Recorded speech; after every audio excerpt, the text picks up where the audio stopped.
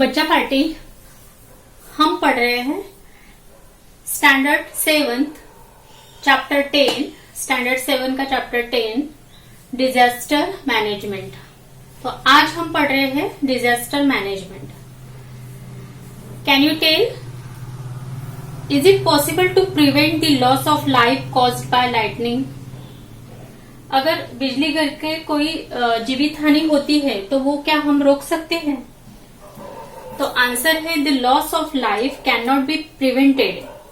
वो हम नहीं रोक सकते जो लॉस ऑफ लाइफ होती है बिजली गिरने के बाद। If it is caused by lightning से जो होती है वो।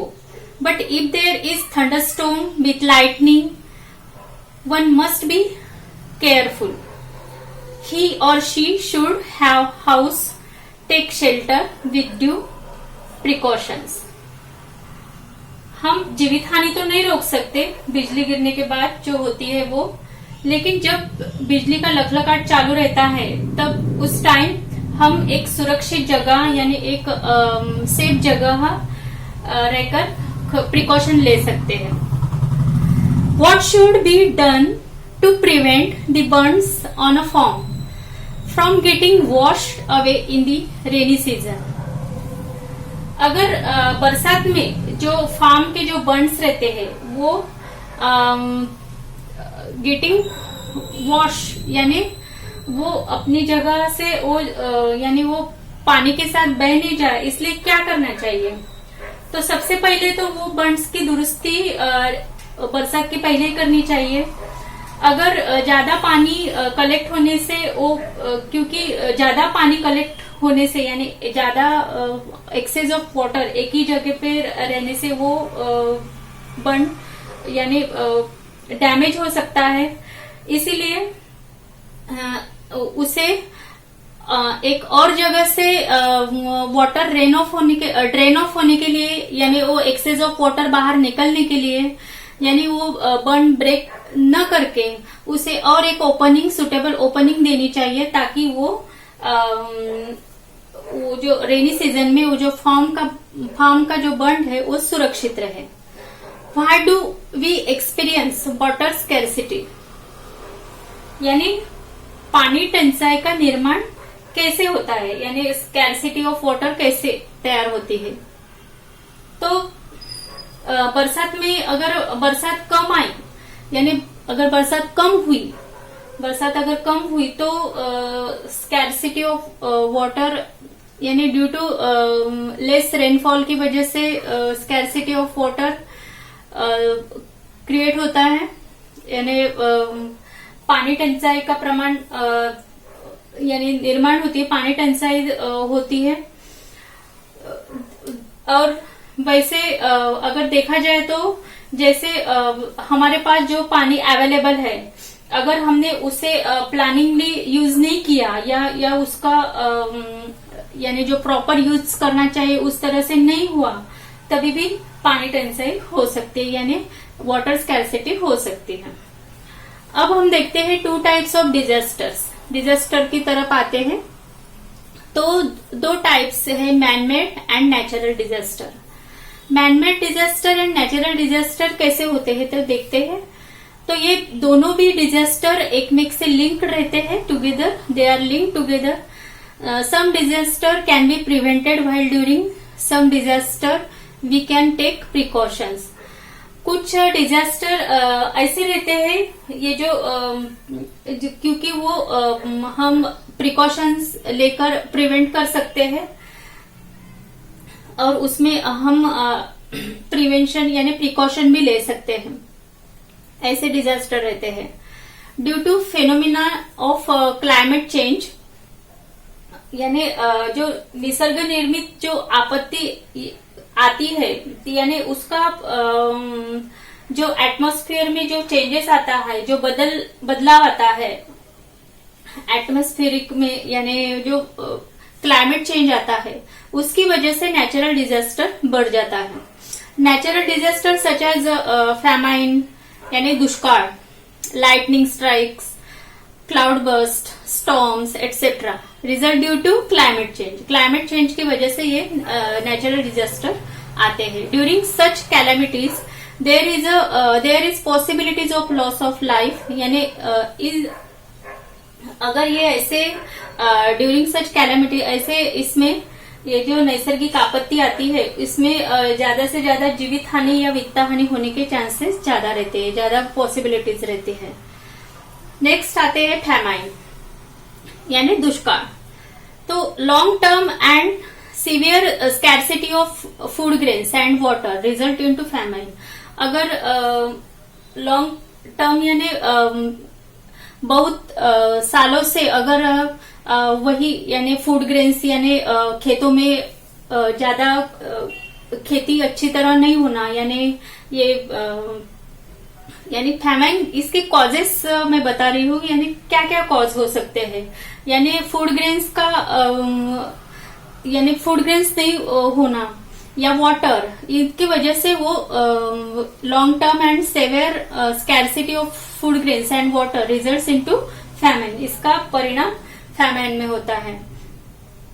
अगर बहुत यानी दीर्घकालीन और वो क्या बोलते हैं बहुत ज्यादा सीवियर स्कैरसिटी यानी ऐसे तीव्र टंचाई, तीव्र तुटवड़ा, यानी बहुत कम प्रमाण, यानी पानी बहुत कम रहना यूज करने के लिए, बहुत ही ज्यादा कम, और उसी टाइप्स फूड ग्रेन्स, तो इसकी वजह से भी फैमाइन ये एक कॉज है। सेकंड कॉज है famine is categorized as mild famine and severe famine. ये फैमाइन के दो कैटेगरी में आता है, एक mild and severe. Third cause है mostly famine is due to natural causes. Mostly यानी ज्यादा करके ये नैसर्गिक रहते हैं यानी नेचुरल रहते हैं, because of human activities famine like conditions can arise, क्योंकि जो भी हम लोग यानी जो मानवीय कृति रहती है उसकी वजह से भी ये फैमाइन की परिस्थिति निर्माण हो सकती है। कॉजेस ऑफ फैमाइन यानी हमने अब जो फैमाइन यानी उसके क्या क्या रीजन से किसकी वजह से आते हैं, अब हम देखते हैं कि कॉजेस ऑफ फैमाइन। पहला कॉज है drought is the most important cause of famine. Drought यानी अवर्षण, ये भी यानी बिल्कुल भी बरसात न होना, ये एक कॉज है। सेकंड है हेवी रेन्स एंड फ्लड्स, यानी बहुत ज्यादा बरसात और उसकी वजह से आने वाला जो फ्लड है उसकी वजह से भी वो पूरे क्रॉप्स गेटिंग वॉश अवे और डैमेज, वो पूरे खेती यानी पूरे जो खेती में का जो क्रॉप्स रहते हैं ये पूरा बह जाता है, डैमेज हो जाता है या सड़ जाता है, यानी किसान को वो अनाज यानी पूरा रेन की वजह से वो पूरा नष्ट हो जाता है, तो वो एक कॉज है। थर्ड कॉज है environmental changes such as climate change and global warming. Such third cause ये है जैसे कि एनवायरमेंटल चेंजेस या climate change and global warming, ये भी थर्ड इसका कॉज है फैमाइन का। फोर्थ है damage of crops due to attack of pest, locust और disease, damage caused by animals like mice, rats. यानी डैमेज ऑफ क्रॉप्स यानी क्रॉप्स का वो यानी अच्छे से वो अनाज नहीं पिकना, अनाज नहीं होना खेतों में, या वो माइस रैट्स उन एनिमल्स ने वो उसको पूरा वो खेत का पूरा डैमेज कर देना, ये भी एक कॉज है। या वो खेतों पे डिजीज यानी जो क्रॉप्स वो क्या बोलते वो अनेक प्रकार के वो डिजीज होते हैं जो प्लांट्स पे वो खा डालते हैं, तो ये भी एक कॉज है। फिफ्थ कॉज है a natural calamity like earthquake, storms, cold और फॉग। एंड सिक्स कॉज है man made cause of famine are war, internal unrest यानी अंतर्गत क्या बोलते हैं उसको अशांतता, ये भी एक कॉज है। अब्सेंस ऑफ ट्रांसपोर्ट रूट्स यानी अब्सेंस यानी वाहतुक यानी जो ट्रांसपोर्ट का वो अभाव रहता है, वाहतुक जो उसका जो रूट्स उसका absence. Uncontrolled population growth etcetera, यानी बहुत ज्यादा लोक संख्या यानी पॉपुलेशन बहुत ज्यादा बढ़ना ये भी इसका एक कॉज है। Asia is the most famine affected continent of the world. Asia ऐसा देश है जो कि most famine affected continent of the world. Manmade causes of famine, अब देखते हैं, हमने कॉजेज ऑफ फैमाइन देखे, अभी मैनमेड कॉजेज ऑफ फैमाइन देखते हैं। तो यानी ये जो मनुष्य के निर्मित यानी मनुष्य की वजह से जो दुष्काल पड़ रहा है वो देखते हैं। तो सबसे पहला है imbalance between rainfall and increased human population. Second है excessive demand for water resulting into water scarcity, unlimited lifting of water and its misuse. Third है due to green revolution there is increase in the production of food grains, but at the same time there is environmental imbalance due to excessive use of chemical fertilizers, pesticides and weedicides, erosion of lands। तो ये causes है। अब ways to ease the severity of a famine, planning for uses of water along with its reuse, यानी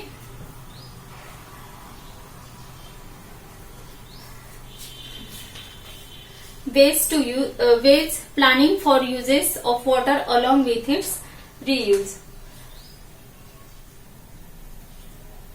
यानी जो पानी का हम नियोजन पूर्वक उसका और पुनर्वापर करना चाहिए। देन एडॉप्टिंग प्रैक्टिस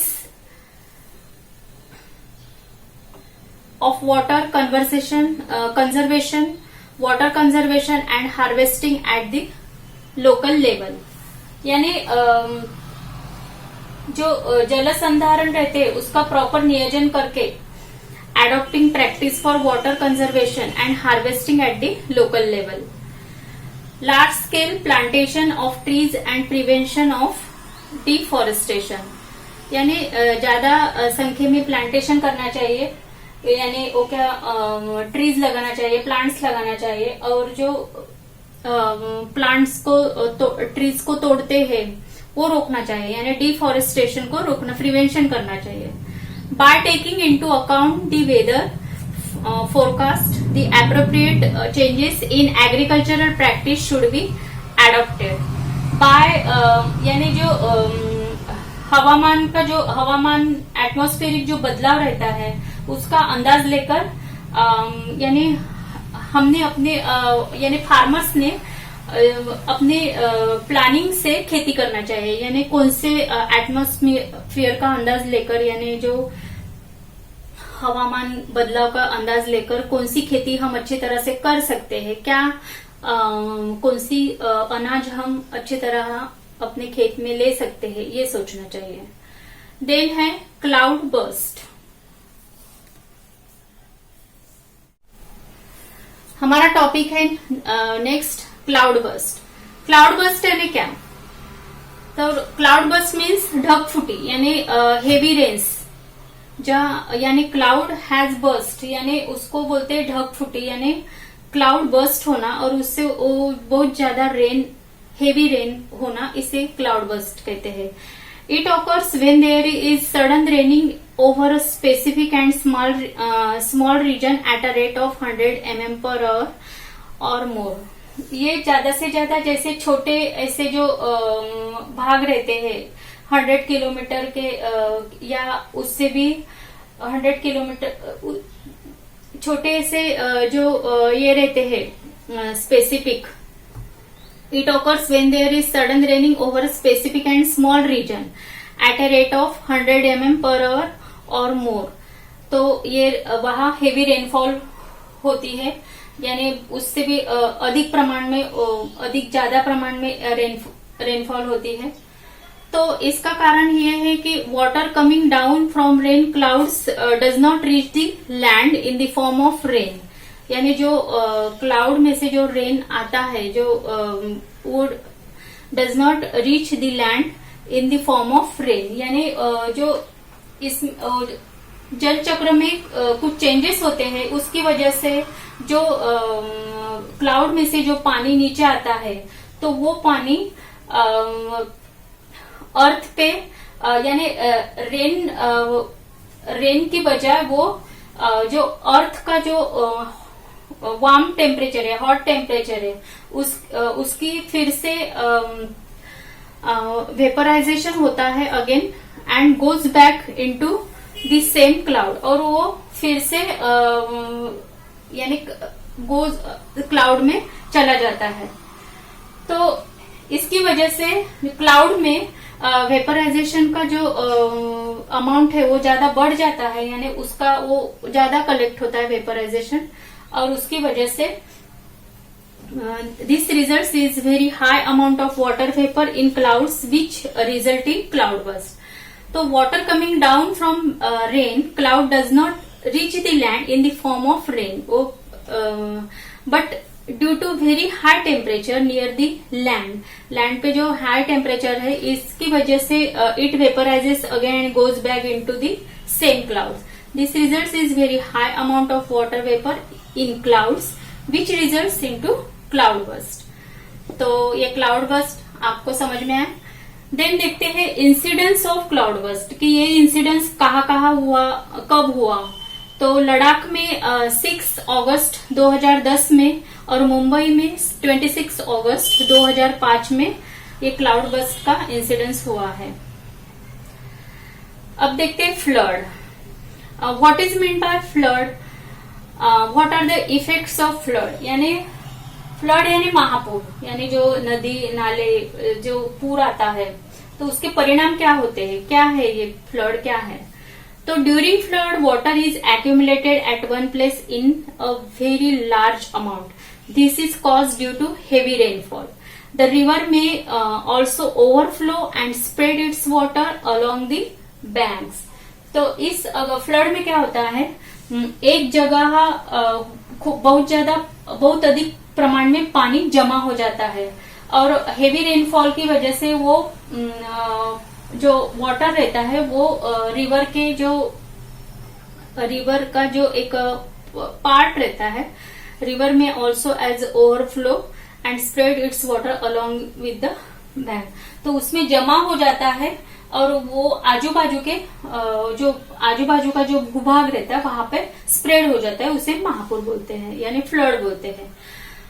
तो इफेक्ट्स ऑफ फ्लड यानी क्या इफेक्ट्स है, यानी उसके परिणाम क्या है। तो ह्यूज लॉस ऑफ लाइफ यानी जनजीवन की हानि, वित्त हानि होती है। The excessive rain water can not be drain due to choking of drain pipes. उसके वजह से ड्रेन पाइप्स चोक हो जाते हैं, यानी पूरी वो जो उसके वजह से transportation and electric supply gets halted, यानी वो पूरा बंद पड़ जाता है। विद्युत पुरवठा यानी बीज पुरवठा पूरा बंद पड़ जाता है, इलेक्ट्रिसिटी ऑफ रहती है। Soil erosion takes place resulting into damage to farms and crops. तो जो सॉइल रहती है उसकी धूप होती है यानी इरोजन होता है, उसकी वजह से खेती और जो क्रॉप्स है उसका बहुत ज्यादा नुकसान होता है। The epidemics spread and harm the health of the people after the flood water recede। तो इस प्रकार बहुत बड़े प्रमाण पे जीवित हानि, वित्त हानि होती है। यानी और जब खत्म होता है यानी पूर का पानी जब कम हो तो उसके लेकिन वो पूर आने से यानी फ्लड आने से क्या होता है, डिजीज का ये बढ़ जाता है, डिजीज स्प्रेड हो जाता है, अनेक टाइप्स ऑफ डिजीजेस आते हैं। इसीलिए पूरे गांव शहर के जो हेल्थ रहती है वो यानी spread and health of the people, harm the health of the people रहता है। अब देखते हैं protective measures of protective measures in view of floods.